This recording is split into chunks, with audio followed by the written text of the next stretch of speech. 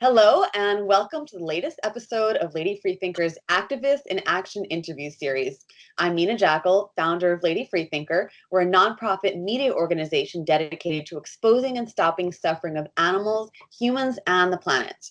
Today, we are excited to speak with Eduardo Goncalves, founder of Campaign to Ban Trophy Hunting. They're an organization working to end the killing of animals for sport, and they're based in the UK, working to pass and enforce laws against trophy hunting, toughen penalties for offenders, close legal loopholes, and ultimately achieve a ban on all trophy hunting worldwide.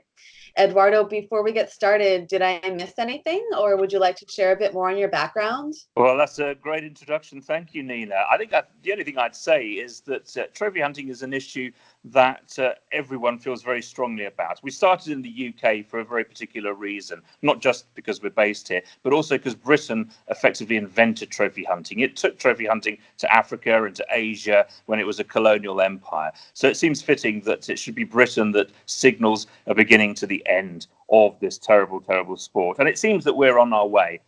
There was an opinion poll recently that showed 86% of people in Britain want this sport, if you can call it that, banned once and for all. And we've got cross-party support from 8 different political parties in Britain. Most people don't even know that there are 8 different political parties. There are in Parliament, and also we have support from business leaders, from church leaders, sportsmen. Anyway, this is something that cuts right across the board, and we're hoping to be successful in our first objective, which is to ban the import of all hunting trophies into Britain.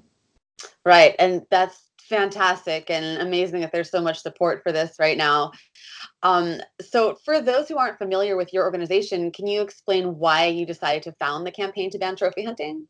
Yeah, I'll tell you actually how we started as well, because it was almost exactly a year ago. We found out that the government of Botswana in southern Africa was going to bring back elephant trophy hunting. Now, I don't think a lot of people know, and I certainly didn't know at the time, that elephant trophy hunting is still something that goes on around the world in southern African countries. And Botswana is really important because actually they banned trophy hunting back in 2014 because it was having a real impact on populations. Numbers were going down. And as a result of the ban, the numbers were stabilizing. In fact, some say they were even recovering and improving. And Botswana, it's a country about the size of Texas, but it has 1/3 of all African elephants living in the wild today. So it's incredibly important for the survival of the whole species. So the idea that they would be bringing back trophy hunting in this country, which is so important, just seemed completely nonsensical. So that was kind of where it started. And we started a campaign, we did petitions, we did protests and so on. But we weren't an organization at that time. We were just citizens. But as we looked more into the issue, it was apparent that there wasn't an organization, either in Britain or internationally, that was absolutely focused on the issue of trophy hunting and had a plan of how we actually get rid of it. So that was how we started, and we got together with public figures, with newspapers, with people from all walks of life, and set up this organization. And it is a huge, huge issue, and I don't think some people realize just how big it is.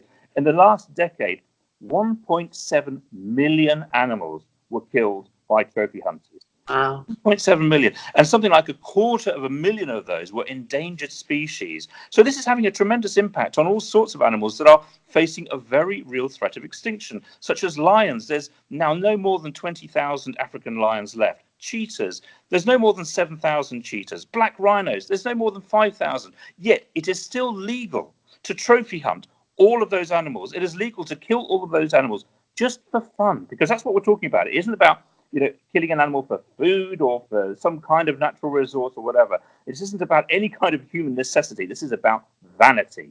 It's about people killing an animal because they enjoy it and because they want to boast about it. They want to post a selfie photo, and then they want to stick a body part of that animal above the fireplace. That is wrong in the 21st century. It's wrong completely, but it shouldn't be something that we do in an advanced civilization. No, you're absolutely right, and that's incredible that your organization is exposing this and making a lot of progress in stopping it. It makes me hopeful to hear that you're working on it, and thankfully there is an organization like yours that is dedicated to just this. Um, so for people who don't know much about trophy hunting, can you explain what it is and why it's so cruel? Yeah, well, people go and they go off to Africa or they go off to Canada. They also travel around the United States in order to find prize animals that can go into the records books of trophy hunting organizations like Safari Club International. So these are really prestigious for people who are part of the trophy hunting community. They want to get their record bear or their record lion or elephant or whatever into these books, and somehow that's seen as a great thing. But of course, that has a really big impact on the conservation status of the animal. It isn't just about the numbers of animals that they take, it's they're taking the biggest, the best, and the strongest.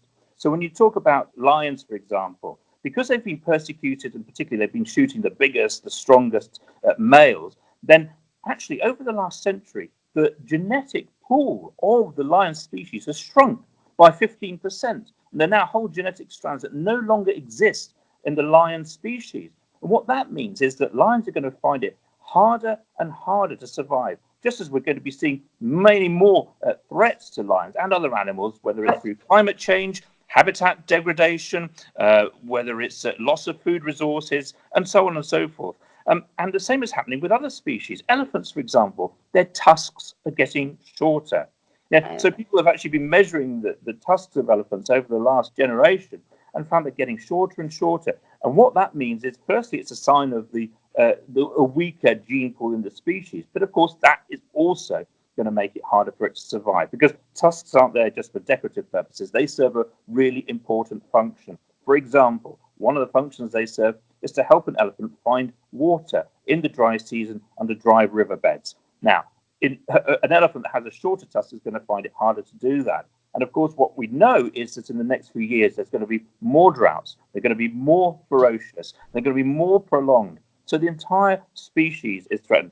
But this is something that has been seen throughout all sorts of species that are the favorite animals of trophy hunters, whether it's buffalo, whether it's bighorn sheep, whether it's polar bears. Yes, that's right. Polar bears, which are critically endangered because of climate change and what's happening in the Arctic, they are still legally shot by hunters for no other reason than they find it amusing to do so. They kill these animals for pleasure. And unfortunately, they're driving these animals ever closer to the brink of extinction. Wow. That's, I mean, that's really serious. And I think a lot of people are not aware of that. Polar bears, who would think that it's legal to trophy hunt a polar bear? That's, I mean, that's appalling, really. So that has to stop. So thank you for sharing that information. And beyond your campaign, you've been involved in animal activism for many years.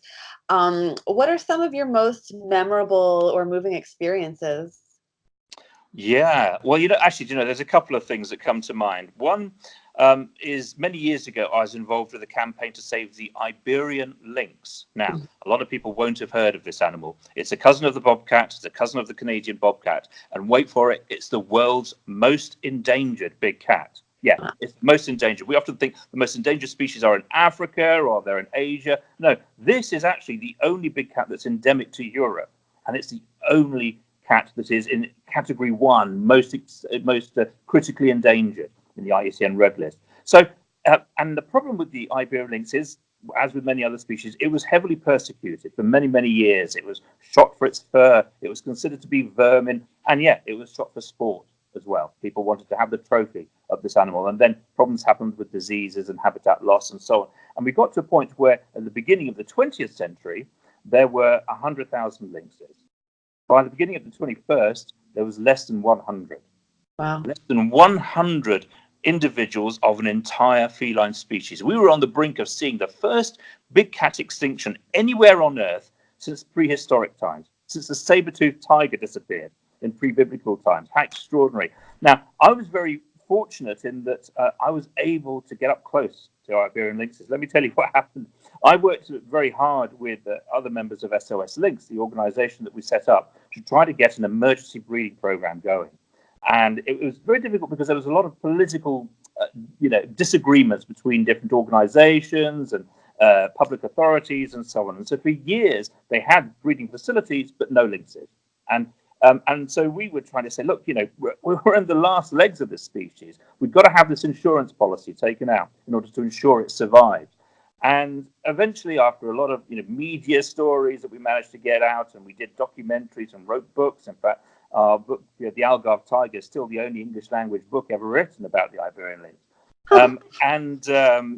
We managed to finally persuade the authorities to start this program. And I got this very excited call late one evening from the director of the breeding centre saying, Eduardo, I have a lynx in my possession. And basically what happened, they'd found this 4-day-old cub, and it wasn't going to survive. It was the runt of the litter. It was very weak and very poorly. So the only way for it to survive was actually to bring it into captivity, but with the idea that it would then be used for the breeding program. And anyway, this guy called me. He said, I've got the lynx.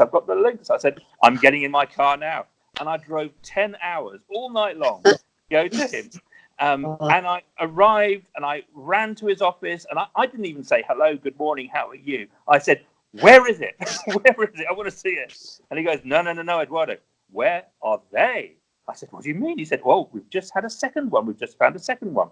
So these were the two founders of the breeding program called Sally and Aura, Saliega and Aura. Those are the two cubs. And I was very, very fortunate to be able to watch them recover, to grow up, to become adults, and to become mothers. And they became the founders of this incredible program, which today there's now 700 Iberian lynxes in the wild. There have been hundreds that have been released back into the wild. They are breeding in the wild again in places where they'd completely disappeared. They're having 3-4 cubs, and all of them are surviving, so they're healthy animals.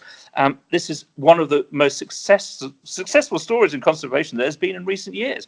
So that was just something amazing to be proud of. The other one, I guess I'd tell, is actually isn't about a wild animal. It's about a dog. And this is an issue very close to my heart, and I'm sure a lot of other people would sympathize with this. One of the worst scourges going on in the world today is dogfighting. It's illegal, but it's still going on. It's happening in the States, it's happening in Europe, it's happening in Asia, it's happening everywhere. When I was the CEO of an animal welfare organization in Britain, I launched an investigation into what was happening, and we actually managed to infiltrate a criminal syndicate that was involved in breeding dogs, in shipping them and trading them, and in fighting them. And in the midst of this, I came across an amazing dog who's called Cupcake. And she'd been a bait animal, actually. She'd been used as a bait animal by these disgusting people who'd stolen her, they'd mistreated her, and she had scars on her from cigarette burns, from cuts. She had broken teeth. And when she was eventually found and recovered by this remarkable woman, she was a broken dog. She was completely broken. But somehow, and with the help, as I say, of this amazing woman who'd also taken in a lot of other rescue dogs, they helped Cupcake to recover and to become a dog again, and a dog that loved to play, a dog that loved to be stroked and petted, a dog that just liked, actually, to be around humans and could trust humans again. Well, Cupcake was an extraordinary animal. So I took her to Parliament one day. We went to the Houses of Parliament. It was actually the first time she'd ever been in London. And you can imagine, it's noisy, it's smoky, you've got all the cars and the buses and everything. And we went to Parliament to demand that the government change the law on animal cruelty sentences, because at the time, the maximum jail term that you could get if you were caught organising dog fights or involved in any other kind of animal cruelty was just 6 months. Now, you could dump rubbish and get more time in jail for that. You could dump trash and get more time in jail. So we said to the Home Office Minister, Michael Gove, look, this is ridiculous. We've got to change the law. And we introduced Cupcake to a number of members of Parliament, and they all came out. They wanted to have their photo taken with her. And sure enough, a few months later, the government announced it was going to increase jail sentences for people who abuse and are cruel to animals, which was a huge success. And I have no doubt that the wonderful Cupcake played a huge part in that success. She certainly had a huge impact on me, and I know she had a huge impact on everyone she's ever met. Oh, wow. Cupcake sounds like an amazing dog. Helping change laws. An animal can do that. And obviously a lot of work on your part. So great job. I mean, not just fighting cruelty, but in actually saving animals' lives and making sure that the lynx population is thriving again. I mean, that's such important work. It's just incredible. So thank you for telling us about that. And for my last question, I'd love to know what's in store for you and the campaign to ban trophy hunting in the future, and what's the best way for people to follow your work? Yeah, well, thanks for asking that. We're just about to accomplish our first success, if you like, which is the banning of trophy imports into Britain, and that was always our first goal because Britain is still a major influencer on the world stage when it comes to matters of conservation and animal welfare. So it's been really important for us to focus on that and get that. But now that we're nearly there, we're gearing up for phase two, and phase two is we need to close the loophole in international law, which at the moment allows trophy hunters to shoot even the most endangered wildlife on Earth. So you have, for example, CITES, the wildlife trade law, which we think is there to protect animals.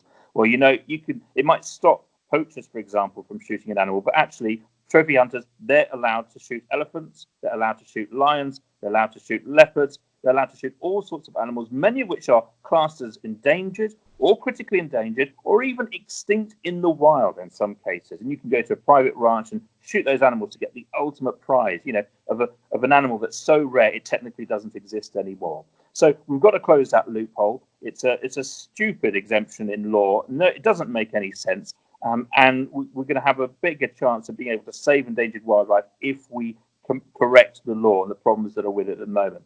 Ultimately, our goal is to get an international treaty which abolishes trophy hunting. Trophy hunting is one of those great social moral evils of our time. It's like apartheid. It's like slavery. It's something that we cannot call ourselves an evolved species if we still allow this to go on, where we're killing our fellow creatures on Earth just because some people enjoy it and because they're rich enough to be able to do it. It is just fundamentally wrong. And so we're going to abolish it. That's our goal. We're already talking to politicians from a number of countries, as well as NGOs, and we're getting together to push this law forward and get rid of this terrible, evil sport and assign it to the dustbin of history, which is the only place it belongs. So if you want to be part of our movement, if you want to follow us and support us, what I suggest to people is have a look at our website, bantrophyhunting.org. You can sign up to our newsletter. We'll keep you up to date with what we're doing, but also there's all sorts of campaigns going on all the time where we're trying to shut down, for example, hunting exhibitions, where we're trying to get shipping companies to stop shipping hunting trophies. So there's all sorts of ways that you can help. It's clear that our campaigns are winning. We managed to shut down the biggest shooting exhibition in Britain just a few weeks ago because hundreds of thousands of people signed our petition and local politicians agreed with us. So if you fight, you can win. That's the message I give out. And, so please join us. This is a really important fight. And, your support is really, really welcomed.